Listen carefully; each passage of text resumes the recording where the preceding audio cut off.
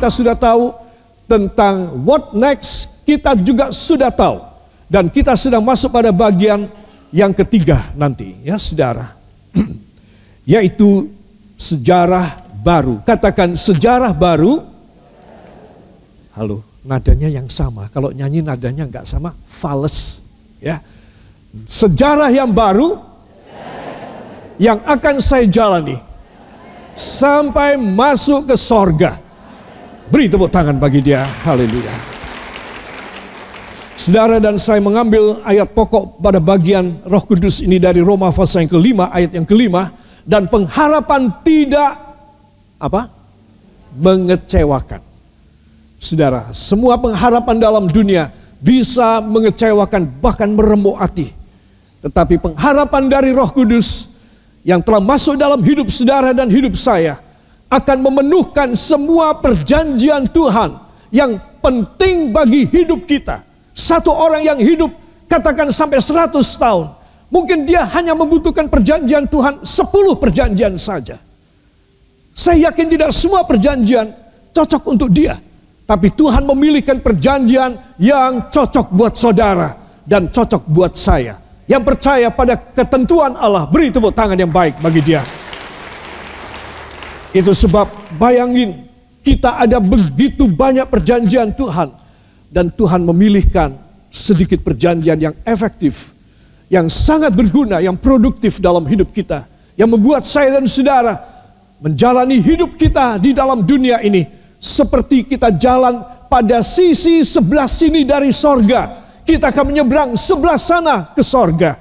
Sementara kita masih di bumi, kita mengatakan on this side of heaven. Kita hidup dalam bagian sebelah sini dari dunia. Siapa yang mau hidup sebelah sini dari sorga? Beri tepuk tangan bagi Tuhan. Itu sebab anak-anak Tuhan, jangan kecil hati. Persoalan, problema, saudara, bahkan prahara itu bisa aja terjadi sama kita orang. Namanya juga manusia yang sudah jatuh dalam dosa. Kita tahu nenek moyang manusia Adam dan Eva. Mereka telah melanggar firman. Dan itu sebab semua keturunannya, semua katakan termasuk saya.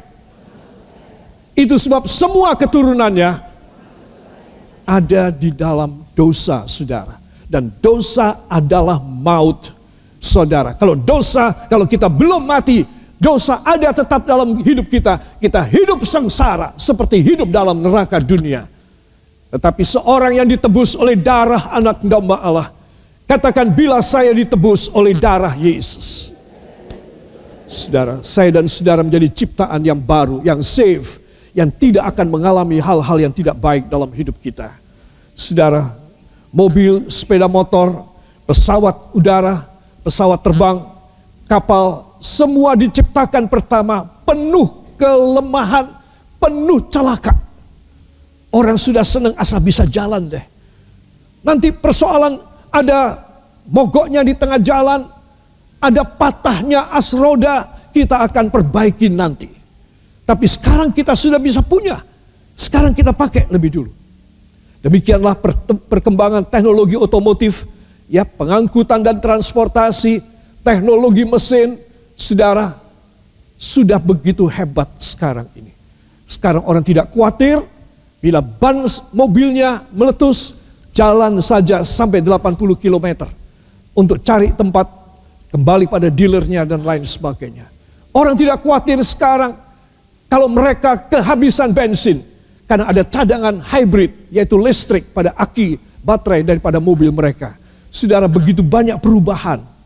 Tapi orang Kristen masih tetap orang Kristen yang kuno. Orang Kristen yang ketinggalan. Kenapa saya bilang begitu? Karena mereka tidak pernah memperbaiki hidup mereka. Mereka hanya ingin jalan. Mereka hanya ingin mencapai tujuan. Tetapi mereka tidak memperbaiki. Mereka tidak ada inovasi, perubahan, rehabilitasi, reparasi dalam hidup mereka. Mereka tetap mau hidup dengan hidup yang lama. Dan mereka ingin masuk ke sorga. Menurut Alkitab, enggak bisa. Orang yang ingin masuk ke sorga adalah orang yang dirubah banyak perkara dalam hidupnya. Sehingga dia boleh layak untuk masuk dalam kerajaan Allah yang Maha Kudus. Itu sebab ilustrasi ini saya beritahukan kepada saudara. Karena saudara tidak akan mau membeli sebuah mobil, ya kecuali saudara seorang kolektor barang-barang antik, barang-barang kuno, mobil kuno, itu lain soal. Tapi kalau saudara mau pakai, saudara tidak akan mau beli berapa murahnya sekalipun. Mobil tahun 1948, saudara, murah sekali. Tapi saudara perlu mobil itu untuk pergi kerja. Dari Magelang ke Jogja, saudara pulang pergi harus naik mobil. Saudara tidak akan mau. Dikasih sekalipun, saya tidak mau. Terus terang. Kenapa? Karena tidak bisa dipakai. Siapa tahu belum sampai Muntilan, saya sudah harus mendongkrak ban, ada as yang patah, ada karburator yang buntu, ada busi yang mati. Perjalanan hidup saya sungguh menyedihkan sekali. Itu saya dan Anda. Anak-anak Tuhan yang tidak bisa memperbaiki dirinya dan tidak minta kuasa Roh Kudus untuk selalu merenovasi hidupnya, mereparasi dan membuat baru kembali. I must say to you that every person that believes in Jesus Christ is not automatically enter the kingdom of God after he or she die. No. That's why you and I have to decide right now while we are living here at the side of heaven, so that God will give to you and to me all the preparation, all the renovation, anything. We have to be renewed by the Holy Spirit of God and by the words of God. That's all. Saudara, kalau saya dan saudara ada jauh dari firman, maka saya dan saudara tidak bisa masuk dalam kerajaan sorga. Seberapa kepingin saudara, seberapa banyak air mata saudara curahkan supaya mati masuk sorga. Saudara, tidak ada pintu sorga yang terbuka. Saudara, itu sebab saya ingin mengajak semua saudara, please rendah hati. Katakan, saya harus rendah hati. Saya ingin saudara mengucapkan kata rendah hati dari hati saudara. Angkat tangan kanan saudara, taruh tangan kiri pada jantung saudara. Saya harus rendah hati supaya saya diberi pembaharuan, reparasi, renovasi, seluruh hidup lama diperbaharui. Ketika saya meninggal, saya masuk ke sorga. Semua angkat dua tangan, haturkan terima kasih kepadanya. Terima kasih Bapa. Terima kasih Yesus. Terima kasih Roh Kudus. Beri tepuk tangan bagi dia. Itu sebab anak-anak Tuhan, saya ingin mengajak semua saudara memperhatikan hal ini. Kita akan segera masuk saudara. What next ini saya bagi menjadi 3A, yaitu lekat dengan Yesus, kita sudah lihat. B, kalahkan setan iblis, kita sudah lihat. Dan kita akan tutup pagi hari ini untuk masuk berikutnya pada bagian C. Terima warisan, piala, dan undian. Katakan, angkat tangan saudara. Saya harus menerima pagi hari ini warisan dari Allah Bapa, piala perjuangan Yesus, undian yang jatuh kepada saya oleh Roh Kudus. Amin. Beri tepuk tangan bagi dia. Haleluya. Mazmur 16 ayat yang kelima. 1, 2. Ya Tuhan, Engkaulah bagian warisanku dan pialaku. Engkau sendirilah yang meneguhkan bagian yang diundikan kepadaku. Amin. Ya saudara. Oh Lord, you are the portion of my inheritance and my cup, and you maintain my lot. Coba, ayat ini sangat menggetarkan jiwa. Ya Tuhan, Engkaulah bagian warisanku. Saudara, kenapa kita bilang Tuhan bagian warisan kita? Karena kita tidak dapat warisan di dalam dunia. Saudara, berapa kali saya beritahu pemuda yang masih remaja ini, yaitu Daud, anak terakhir dari Bapak Isai. Saudara, mau dapat warisan dari mana dia? Saudara, 7 kakaknya laki-laki jadi tentara dari Raja Saul, kerajaan pertama Israel. Saudara, tetapi ketika dia melamar, dia langsung disuruh pulang. Yang mengetes ketawa. Dia bilang, "Baby, pulang. Karena wajahmu seperti bayi." Wajahmu imut-imut. Kami mencari wajah yang amit-amit. Saudara, itu sebab dia pulang dengan hati remuk. Tahun yang akan datang ada penerimaan prajurit kembali. Dia melamar kembali. Dan belum bicara apa-apa, pewawancara mengatakan, kamu datang lagi, kamu pulang saja, kamu tidak bisa diterima. Saudara, sekarang dia bilang, karena wajahmu amit-amit, kami mencari wajah yang gagah. Saudara, itu Daud. Saudara, orang yang merasa begitu terpuruk sekali. Gak ada yang mau terima dia. Dan ayah ibunya mengatakan, Daud, mulai besok kamu pagi berangkat jam 6. Bawa kawanan kambing domba kita ke padang rumput. Dan sore kamu baru pulang ya. Asal ada roti di meja makan kamu bawa. Kalau tidak ada ya kamu makan seadanya di padang rumput apa yang kamu dapat. Saudara, tambah remuk lagi hatinya. Saudara, itu sebab dia tidak berharap dia menerima harta benda. Baik dari hasil tangannya bekerja maupun dari orang tuanya. Sama sekali dia tidak berharap.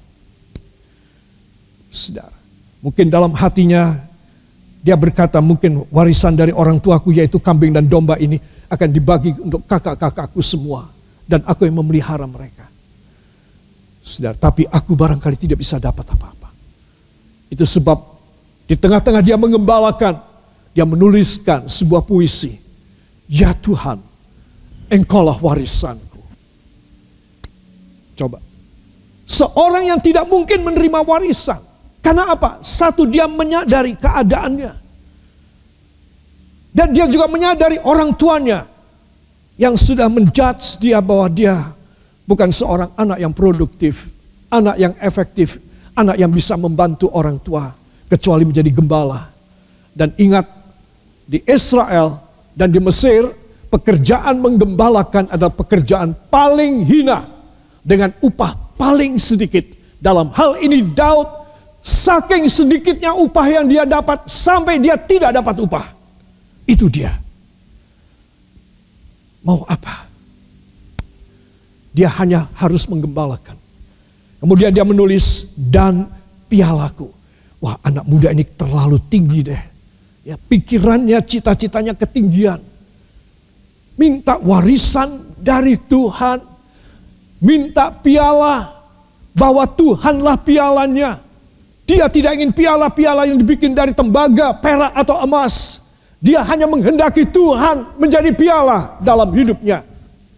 Bisakah saudara merasakan kehancuran hati daripada Daud? Saya bisa merasakan. Itu sebab dia berkata, Tuhan, Engkaulah pialaku. Engkau piala. Bukan aku dapat piala. Engkau pialaku. Engkaulah tanda bahwa aku menang. Walaupun aku menjadi seorang gembala. Dan aku tidak punya masa depan sama sekali. Tapi akulah yang kau beri kemenangan. Kaulah piala bagiku. Saudara, kalau saya dan saudara meresapi akan perkataan ini. Dari si pemazmur ini. Saudara, maka saudara akan tahu bahwa seolah-olah Daud ini total kepada Tuhan. Dia tidak punya lagi semua cita-citanya. Saudara, semua keinginannya, kebanggaan dan boastingnya, apa yang bisa dia dapat? Semua dia serahkan pada Tuhan saja. Cucu saya Aaron, anak nomor 2 dari Milka, baru diwisuda di New York dari Cornell University. 1 dari 10 universitas teratas di Amerika Serikat. Dan dia mendapatkan penghormatan tertinggi. Kalau di sini dalam sistem pendidikan kita adalah summa cum laude. Yang paling tinggi, pemenang nilai nomor 1 di universitas itu. Saudara, saya beritahu, dia punya kebanggaan sudah pastilah. Anak atau orang normal pasti punya kebanggaan. Saudara, pasti punya kebanggaan. Tapi Daud dengan keadaannya, dia tidak punya kebanggaan sama sekali. Itu sebab apa yang dia katakan, Tuhan, Engkaulah warisanku. Tolong, aku tidak punya nama, aku tidak punya garis keturunan yang bagus. Ayahku cuma gembala saja, gembala senior. Dan aku diharuskan menjadi gembala junior. Tuhan, Engkaulah pialaku. Aku tidak ada kesempatan bertanding. Aku tidak pernah mengikuti satu championship pertandingan. Tetapi Tuhan, Engkau akan memberi dirimu menjadi piala bagiku. Engkaulah pialaku. Dia tidak minta Tuhan berilah piala kepadaku. Karena aku ditolak terus. Aku tidak ada prestasi seperti ketujuh kakakku. Tuhan, beri piala kepadaku. Oh, itu satu doa yang konyol dan tidak masuk akal buat Daud. Itu sebab dia lebih baik berkata, Tuhan, Engkaulah pialaku. Engkaulah pialaku. Engkau kemenanganku. Saudara bisa bayangkan betapa anak muda ini hancur. Tetapi ketika dia mengatakan, Engkaulah pialaku, saya yakin Daud mempunyai satu semangat kembali.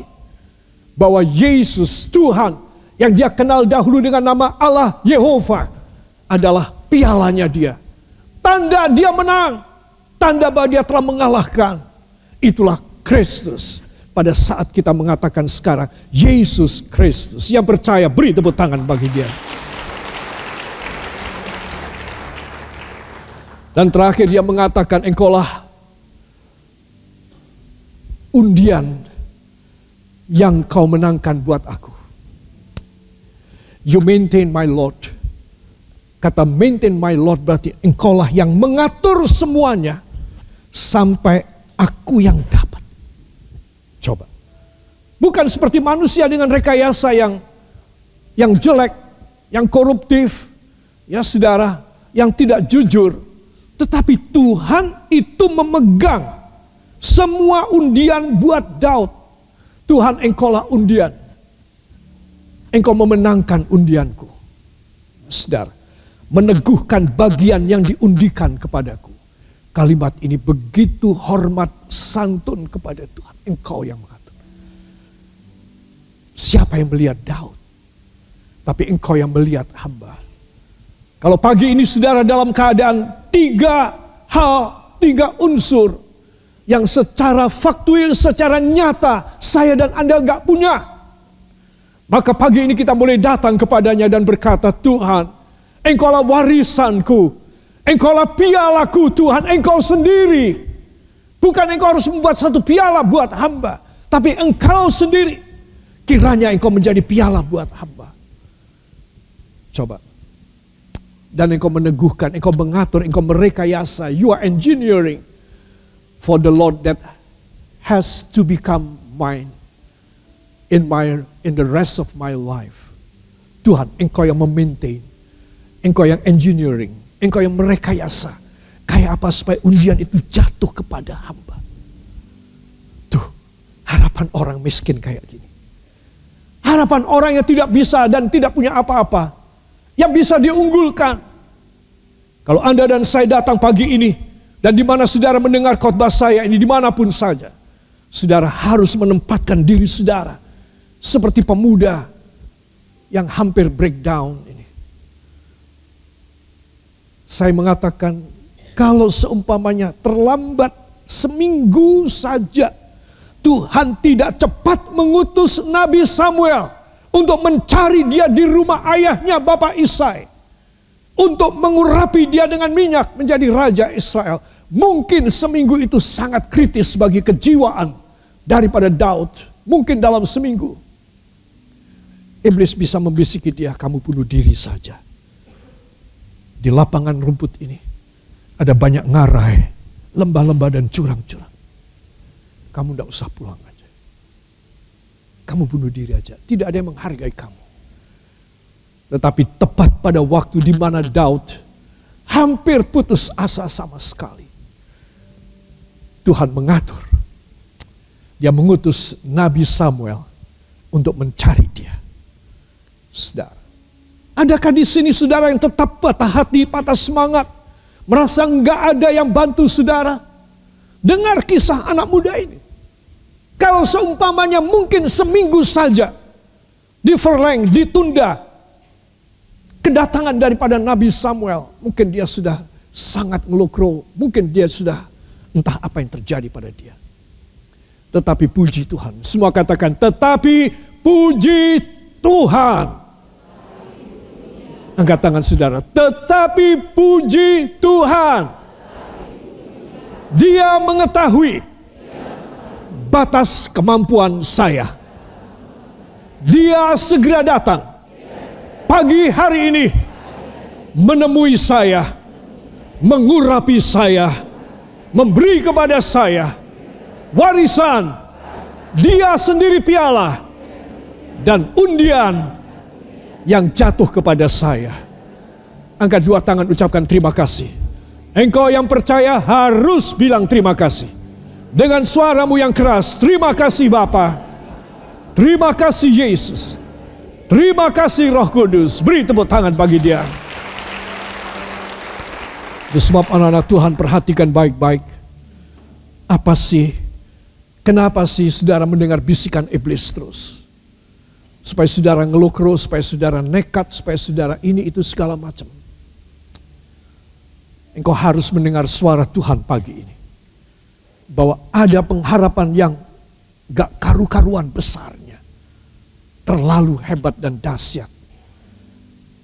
Yaitu dia mau memberikan warisan kepada saudara. Dia menjadi piala saudara. Dan dia mau selalu menguntungkan saudara dengan saudara dapat undian. Bukan undian mobil, motor, dan lain, rumah dan lain sebagainya. Bukan. Dapat undian berarti saudara mempunyai saudara rekayasa tingkat tinggi dari Allah. Saudara tahu orang yang diundi, nomor yang diundi itu jutaan. Bisa 100 juta jumlahnya. Tapi hanya kepada Daud Tuhan akan memberi. Kepada saudara Tuhan akan memberi. Kepada saya Tuhan akan memberi.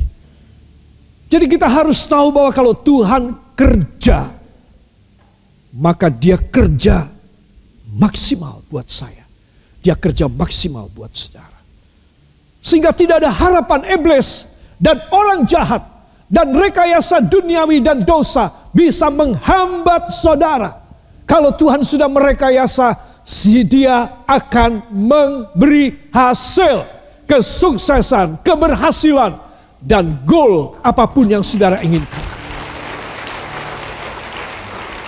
Cuma banyak manusia dan anak-anak Tuhan tidak cukup percaya akan hal ini. Dan mereka, dan mungkin saudara, lebih memperhatikan kalau orang baik sama saudara, orang bantu saudara, lalu saudara sudah senang. Engkau harus senang kalau Tuhan yang bantu. Engkau harus puas hanya karena Tuhan yang membantu engkau. Itu sebab anak-anak Tuhan, saya ingin mengakhiri hal ini supaya saudara tahu dengan jelas. Katakan, Tuhan Yesus adalah warisan saya. Tuhan Yesus adalah piala kemenangan saya. Karena dia sendiri yang memenangkan semua perjuangan hidup dalam nama Yesus. Hanya Tuhan Yesus yang menentukan undian bagi saya. Yang lain minggir dalam nama Yesus. Amin. Saudara, warisan berarti ada darah Yesus. Jangan mudah mengatakan saya keturunan si atau si B atau si X. Saudara, kalau tidak ada DNA, genetika, sel baka dari orang tua. Saya mengatakan menerima warisan karena saya anak kandung, anak genetika dari orang tua saya. Itu mestinya.